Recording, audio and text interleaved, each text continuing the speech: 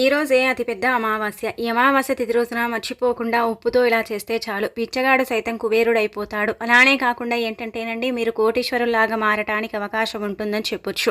ఉప్పుతో అమావాస్య రోజున పరిహారం చేస్తే అద్భుతమైన ఫలితాలు వస్తాయన్నమాట. అసలు మనం ఏం చేయాలనేది తెలుసుకునే ముందు ఒక చిన్న రిక్వెస్ట్ అండి. వీడియోని పూర్తిగా చూడండి, నచ్చితే లైక్ చేయండి, కొత్తగా చూస్తున్నట్టయితే సబ్స్క్రైబ్ చేసుకోండి. నార్మల్గా ఏంటంటే కనుక మనకు కొన్ని రకాల సమస్యలు ఉంటూ ఉంటాయి. ఆ సమస్యల వల్ల మనం ఏంటంటే చాలా ఇబ్బంది పడిపోతూ ఉంటాం. ఏం చేయాలో అర్థం కాదు, ఎందుకు సమస్యలు వస్తున్నాయో కూడా తెలియక మనం ఏంటంటే బాధపడిపోతూ ఉంటాం కదా. అలాంటప్పుడు ఏంటంటే ఇలాంటి తిథివార నక్షత్రాలు బాగా కలిసి వస్తాయి కదండి. ఆ రోజున కొన్ని రకాల ప్రత్యేకమైన పరిహారాలు, ఉప్పు గురించి మనం చాలా చెప్పుకుంటాం కదండి. ఉప్పు చెడుని తీసేస్తుంది, మంచిని తెచ్చిపెడుతుంది, అనేక రకాలుగా కూడా మనకేంటంటే కనుక చక్కగా ఉపయోగపడేలాగా ఉప్పు పరిహారం సిద్ధిస్తుందని చెప్పొచ్చు. ఉప్పుతో ఏది చేసుకున్నా కానీ మనకు బాగా కలిసి వస్తుందన్నమాట. ఉప్పు ఏంటంటే సముద్రం నుంచి లభిస్తుంది కాబట్టి సముద్రం లక్ష్మీదేవి పుట్టినిల్లు కావున మనకేంటంటే అష్ట ఐశ్వర్యాలను సిద్ధింపబడేలాగా చేస్తుంది. చెడుని తీసేస్తుంది, నెగిటివ్ని తీసేస్తుంది, పాజిటివ్ ఎనర్జీని అంటే తెచ్చిపెడుతుంది, మంచి జరిగేలాగా చేస్తుందన్నమాట. అందుకే ఉప్పుతో ఈ పరిహారం అనేది చేసుకోండి, చేసేసి చక్కగా ఫలితం పొందండి. ఈ రోజున ఏంటంటే కనుక అమావాస్య కదా, సోమవారముతో కూడి వస్తుంది, సంవత్సరంలో చివరిది.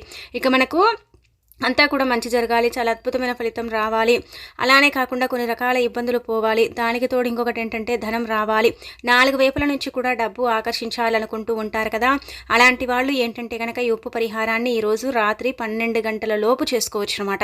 అలా చేయటం వల్ల ధనానికి ధనం వస్తుంది, మంచి శుభ ఫలితాలను కూడా మీరు చూడవచ్చు. అలానే ఈ రోజు అమావాస్య కదా, ఈ నియమాలను ఖచ్చితంగా ఆచరించండి.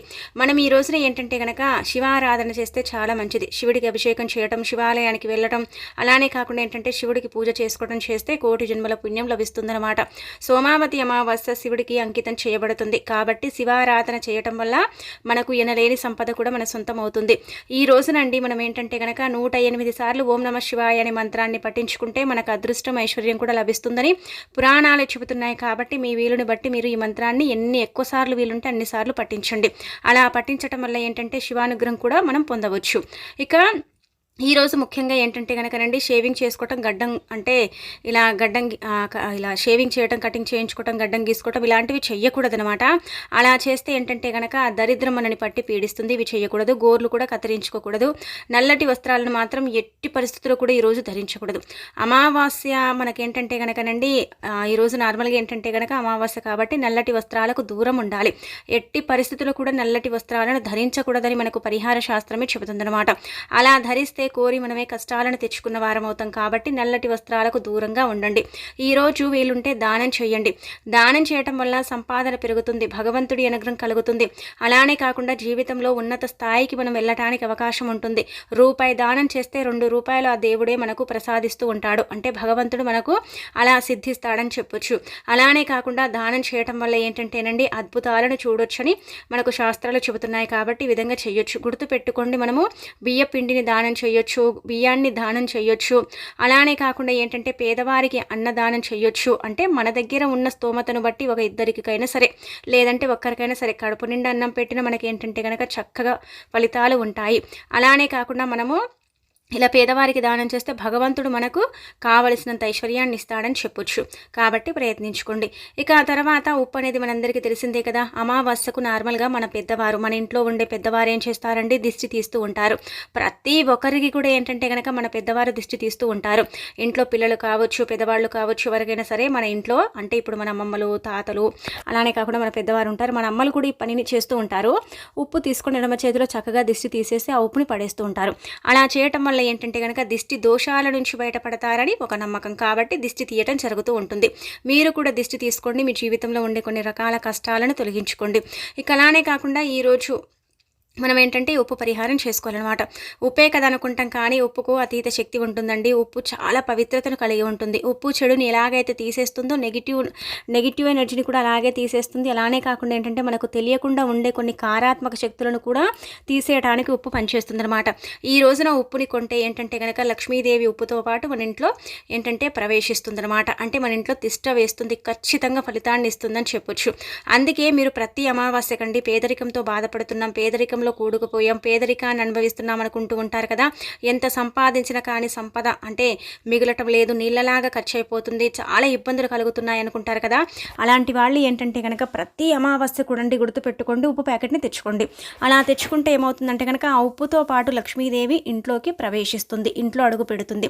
లక్ష్మీదేవి ఇంటికి వచ్చిందంటే ఇంకా మనకు అంతకంటే కావాల్సింది ఏముంది, పేరు ప్రతిష్టత డబ్బు ఇవన్నీ కూడా ఆటోమేటిక్గా వచ్చేస్తాయి అనమాట. అలా అందుకే ప్రతి అమావాస్య కూడా ఉప్పుని తెచ్చుకోండి. మీరు అనుకోవచ్చు ప్రతి అమావాస్యకు ఉప్పుని తెచ్చుకొని మేము ఏం చేయాలండి అంటే మనం వాడుకోవాలి, అంతేనండి. మనం ఏంటంటే పూజ గదిలో ఉప్పుని ఒక అర్ధగంట సేపు వదిలేసి ఆ తర్వాత ఆ ఉప్పుని మనం వాడుకుంటే సరిపోతుంది. ఉప్పు ప్యాకెట్ మనం ఏంటంటే కనుక వంటల్లో వాడుకునేది తెచ్చుకోకూడదు. సన్న ఉప్పు ఉంటుంది కదా, అది కాదు. దొడ్డు ఉప్పు ఉంటుంది కదండి, రాళ్ళ ఉప్పు, రాక్ సాల్ట్ అంటాం కదా, అది తెచ్చుకోవాలి. అది తెచ్చుకుంటే చాలా మంచిది అనమాట. కాబట్టి విధంగా ఆచరించేసుకోండి. ఇక ఆ తర్వాత వచ్చేసి ఇప్పుడు చెప్పి చిన్న పరిహారం చేసుకోండి. ఉప్పు ప్యాకెట్ని ఈరోజు మీరు కొని తెచ్చుకున్న తర్వాత ఏం చేయండి అంటే కనుక శుచిగా స్నాన కార్యక్రమాలు చేసుకొని శివయ్యను పూజిస్తారు కదా, పూజించిన తర్వాత కూడా ఈ పరిహారం చేయొచ్చు. ఉదయం వీలుంటే 12 లోపు చేసుకోండి, లేదు కుదరదనుకుంటారు కదా, మీరు 12 నుంచి 1 గంట వరకు కూడా ఈ పరిహారాన్ని చేయకూడదు. మిగతా సమయాలలో ఎప్పుడు చేసుకున్నా కానీ ఫలితం ఉంటుందండి. ఇలా ఏంటంటే కనుక ఎప్పుడు చేసుకున్నా కానీ మీరు అంటే ఫలితాన్ని పొందవచ్చు. ఒక బౌల్ని తీసుకోండి, ఏ బౌల్ అయినా పర్వాలేదు, ప్లాస్టిక్ది వాడకుంటుంటే చాలు. మన ఇంట్లో స్టీల్ గిన్నెలు అలానే కాకుండా గాజు ఉంటూ ఉంటాయి కదండి, అవి తీసుకోవచ్చు. చిన్న చిన్నవి అంటే గిన్నెలు ఉంటూ ఉంటాయి కదా, అలాంటిది తీసుకోండి. తీసేసుకున్న తర్వాత మీరు ఏం చేయండి అంటే కనుక కుడి చేతితో ఒక గుప్పెడంత ఉప్పుని అందులో పోసేయండి. అందులో పోసేసిన తర్వాత మీ వీలుని బట్టి అంటే ఒక 11 రూపాయలు, 21 రూపాయి, 9 రూపాయలు ఎంతైనా పర్వాలేదు ఆ ఉప్పులో పెట్టండి. పెట్టిన తర్వాత మీరు ఏంటంటే కనుక అలాగే వదిలేయండి. అలా వదిలేసిన తర్వాత మరుసటి రోజు ఆ డబ్బుని తీసుకొని మీరు వ్యాపారం చేస్తున్నారనుకోండి, అక్కడ ఏంటంటే గల్లాపెట్టెలో పెట్టుకోవచ్చు. లేదంటే మీ వ్యాపారం చేయమంటే మీ దగ్గర జేబులో పెట్టుకోండి, ఏం కాదు. లేదు అలా కుదరదనుకుంటే కనుక మీ ఇంటి బీరువాలో పెట్టండి. అలా కూడా ఏంటంటే కనుక ధనం అనేది మనకు రెట్టింపు అవుతుంది, పెరుగుతుంది. చాలా వరకు కూడా ధన ద్వారాలు తెచ్చుకుంటాయి, చక్కటి ఐశ్వర్యం లభిస్తుంది. అనేక రకాలుగా ఏంటంటే కనుక డబ్బుని మనం ఆకర్షించుకోగలుగుతాము. ఉప్పులో డబ్బు పెడితే ఉప్పులో అంటే డబ్బుని పెట్టడం వల్ల అది చాలా వరకు కూడా అతీత శక్తులని గ్రహిస్తుంది అనమాట. ఆ డబ్బు అనేది ఎప్పుడైతే మనం ఉప్పులో పెడతామో అప్పుడు మనకు అద్భుతం జరుగుతుందండి. అలా జరిగిన తర్వాత ఆ డబ్బుని మనం తీసుకున్నాం కాబట్టి మనకి ఇంకా మంచి జరిగే అవకాశం ఉంటుందని ఒక రకంగా చెప్పొచ్చు. కాబట్టి ప్రయత్నం చేసుకోండి, చాలా మంచి రిజల్ట్ అయితే వస్తుంది. ఈ రిజల్ట్ని చూసి మీరు ఖచ్చితంగా ఆశ్చర్యపోతారు. ఇది చాలామంది కూడా ఆచరిస్తారని పరిహార శాస్త్రంలోనే చెప్పబడుతుంది. అలానే కాకుండా ఏంటంటే కనుక ఈ పరిహారం ద్వారా మనకు మేలు కూడా చేకూరుతుందనమాట. అలా మనం మంచి అంటే ఫలితాన్ని కూడా పొందొచ్చు. అంటే 11 రూపాయలను మీరు మీ దగ్గర పెట్టుకోవచ్చు, 21 రూపాయలు పెట్టవచ్చు, అంతకు మించి కూడా పెట్టుకోవచ్చు. ఇంతే పెట్టాలని ఎక్కడ లేదు. కానీ మనం ఏంటంటే కనుకనండి రూపాయి 2 రూపాయలు కాకుండా ఇలా 11, 21, 9, 7 రూపాయలు, 5 రూపాయలు, 116 ఇలా మన ఇష్టాన్ని బట్టి 51 రూపాయలు ఇలా పెట్టుకోవాలన్నమాట. అలా పెడితే మంచిదన్నమాట. అలా పెట్టుకోవడం వల్ల అయితే అద్భుతాలు జరుగుతాయి. కాబట్టి ఇదొకటి ప్రయత్నించుకోండి. ఆ తర్వాత ఆ ఉప్పుని మనం ఏం చేయాలంటే కనుకనండి ఆ ఉప్పుని మీరు దిష్టి కోసం వాడుకోవచ్చు, లేదంటే కనుక వంటల్లో వాడకండి ఆ ఉప్పుని. మిగతా ఇంకా మీరు దేనికోసమైనా సరే పరిహారం కోసం వాడవచ్చు. ఇంకా ఆ తర్వాత మనం ఆ ఉప్పుని ఏంటంటే కనుక మన ఇంట్లో పిల్లలు ఉంటారు, చాలా ఇబ్బంది పెడతారు. పిల్లల ద్వారా మనం చాలా ఇబ్బందులు ఎదుర్కొంటాం కదా, అందులో నుంచి మీ చేతిలో కొద్దిగంత ఉప్పుని తీసుకోండి, ఆ పిల్లలకు దిష్టి తీయండి, ఆ ఉప్పుని బయటపడేయండి, లేదంటే సింకులో పోసేసి నీళ్ళను పోసేయండి, సరిపోతుంది. ఇలా ఆ ఉప్పుని దిష్టి కోసం మీరు ఉపయోగించుకోండి. ఇలా దీనివల్ల ఏంటంటే కనుక మంచి ఫలితం అయితే ఉంటుందన్నమాట. అమావాస్య కాబట్టి అతీత శక్తులను కలిగి ఉండే రోజు. అలానే కాకుండా ఏంటంటే కనుక అమావాస్య కండి మంచి ఘడియలు ఎలాగైతే ఏర్పడతాయో చెడు ఘడియలు కూడా అలాగే ఉంటాయి. భూమిపై ఏంటంటే కనుక చెడు శక్తులు ప్రవేశిస్తూ ఉంటాయని పురాణాలు చెబుతున్నాయి. వాటి నుంచి మనం బయటపడటానికి అనేక రకాల పరిహారాలు చేస్తాము. అనేక రకాలుగా కూడా ఏంటంటే కనుక విధి విధానాలను మనం ఆచరిస్తాం కాబట్టి మనకు మంచి జరుగుతుందని మనకు పరిహార శాస్త్రం చెబుతుంది. కాబట్టి ఆచరించవచ్చు. ఇక ఆ తర్వాత వచ్చేసి ఇంకొక పరిహారం. ఈ పరిహారం ఒక రకంగా చెప్పాలంటే కనుక కష్టాలని తీర్చేసుకోవడానికి, అనేక రకాల అప్పుల బాధల నుంచి మనం బయటపడడానికి ఉపయోగపడుతుందన్నమాట. కష్టం అంటే కనుక అనుకోకుండా ఒకటేసారి వచ్చి పడతాయి కదా పెద్ద పెద్ద కష్టాలు. అవి మనం కలలో కూడా ఊహించము. అనుకోకుండా ఎక్స్పెక్ట్ చేయకుండా వచ్చి పడే కొన్ని కష్టాలు కావచ్చు, సమస్యలు కావచ్చు, బాధలు కావచ్చు పోగొట్టుకోవడానికి అప్పుల పరంగా ఇబ్బంది పడిపోయి అప్పుల వల్ల చాలామంది కూడా సఫర్ అవుతూ ఉంటారు కదా, అలాంటి వాళ్ళ పరంగా కూడా ఈ పరిహారం అయితే ఉపయోగపడుతుంది. 2 విధాలుగా కూడా పనిచేస్తుంది. కాబట్టి మీరు ఏంటంటే కనుకనండి ఏదైనా ఒకటి చేసుకోండి. చేస్తే మీరు కష్టాల కోసం చేసుకోండి, లేదంటే కనుక అప్పు కోసం చేసుకోండి. ఎలా చేసినా కానీ ఫలితం ఉంటుందన్నమాట. ఏం చేయండి అంటే కనుకనండి, మనం చెప్పినట్టే ఒక బౌల్ని తీసుకోవాలి. కానీ ఈ బౌల్ని మళ్ళీ మనం వాడుకోకూడదు. అలాంటి ఒక గిన్నెని మీరు తీసుకోండి. అంటే ఇలా గాజు బౌల్ కానీ, లేదంటే కనుక ఇలా మనము స్టీల్ది చిన్నది మనం ఏంటంటే కనుకనండి బౌలు, అంటే బౌలు మనం నార్మల్గా గిన్నెలు చిన్న చిన్నవి అంటాం కదా, అవి తీసుకోవాలన్నమాట. కానీ మనం వాడకూడదు అనమాట. గాజు తీసుకుంటే రెట్టింపు ఫలితం వస్తుంది, స్టీల్ది తీసుకున్న ఫలితం వస్తుంది, కానీ మళ్ళీ మనం వాడుకోకూడదు. లేదంటే మట్టి పాత్ర ఉంటుంది కదండి, పెద్ద సైజులో ఉండే ప్రమిదలాగా, అలా కూడా మనం తీసేసుకోవచ్చు అనమాట. అలా కూడా తీసేసుకుని ఈ పరిహారం చేసుకోవచ్చు. ఇలా తీసేసుకున్న తర్వాత మీరు తెచ్చుకున్న ఉప్పు ఉంటుంది కదండి, అందులో ఒక గుప్పెడంతా పోసుకోండి. అలా పోసేసిన తర్వాత దాంట్లో ఏంటంటే కనుక గుర్తు పెట్టుకోండి, ఈ విధంగా చేసేసుకోండి, సరిపోతుంది. ఆవాలు ఉంటాయి కదా, ఆవాలు మనందరికీ తెలిసిందే కదా. ఆవాలు ఏంటంటే కనుక ఒక స్పూన్ అన్ని పోయండి. ఆవాల్లో జీలకర్ర ఇలాంటివి మనం కలుపుకుంటాం కదా పోపు కోసం, అలా ఉండకుండా కేవలం ఆవాలు మాత్రమే ఉండాలి. ఆవాలు ఏంటంటే కనుక ఒక స్పూన్ అన్ని పోసేయండి. ఆ ఉప్పు మీద ఆవాలు పోసేసిన తర్వాత అందులో చిటికెడంత కుంకుమ పసుపుతో పాటు 11 రూపాయలను పెట్టాలి. గుర్తుపెట్టుకోండి, ఆవాలకు చాలా శక్తి ఉంటుందన్నమాట.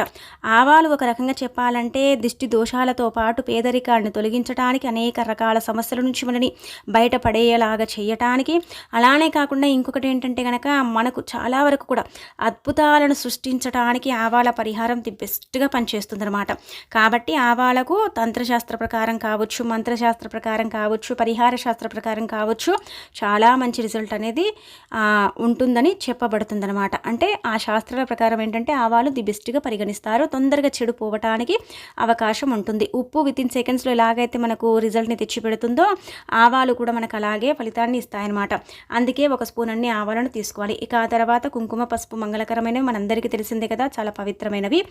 ఇంకా మనం ఏంటంటే అందులో 11 రూపాయలు చిల్లర నాణ్యాలను మాత్రమే పెట్టాలి, అంటే పెట్టుకోవాలి. ఇలా పెట్టిన తర్వాత ఏంటంటే కనుకనండి, మన ఇంట్లో ఏ ప్రదేశంలోనైనా సరే మనం పెట్టుకోవచ్చు, ఎక్కడ పెట్టినా ఏం కాదు. కానీ మనం ఏంటంటే కనుక బెడ్రూమ్లో పెట్టకూడదు, మిగతా రూములు అంటే నార్మల్గా కిచెన్ కావచ్చు, హాల్ కావచ్చు, అలానే కాకుండా మన పూజ గది, ఇలా మనకు ఉండే అంటే గదులను బట్టి మనం ఎక్కడైనా సరే పెట్టుకోవచ్చు.